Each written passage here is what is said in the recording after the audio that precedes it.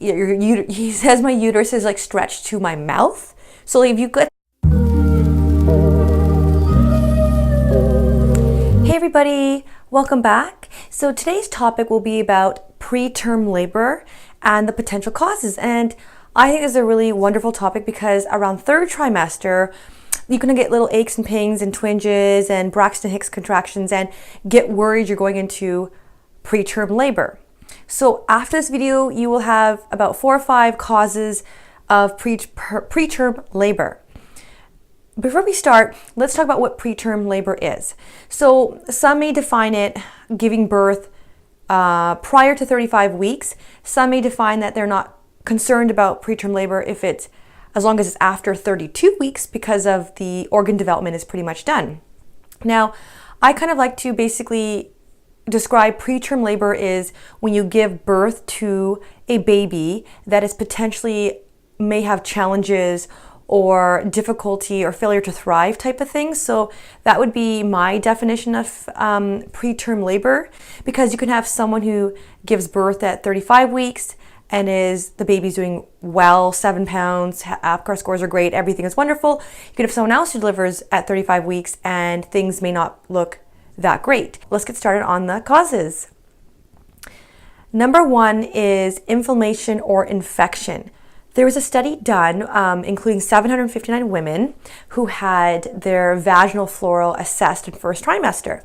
And of those 759 women who had normal vaginal flora had a 75% lower chance of having preterm labor before 35 weeks than women who had abnormal vaginal flora. A similar study actually showed that women who were treated for asymptomatic infection, which means you have some sort of infection but you're not feeling any symptoms, by treating that, they also had a reduced risk of preterm labor. So that says quite a bit about how infection inflammation can lead to preterm labor in women.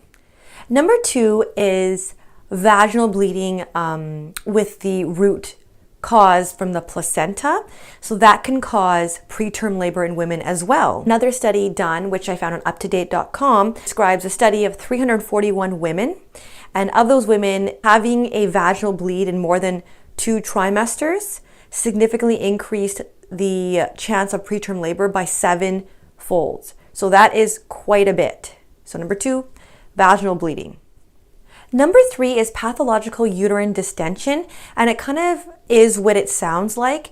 There's kind of like that stretched out uterus, and that could be from having twins, triplets, having lots of different births if you're on your 4th or 5th. So that stretching of it. And I know my husband, he has this joke, like it's not insulting. I know it's going to sound totally rude, but he's like,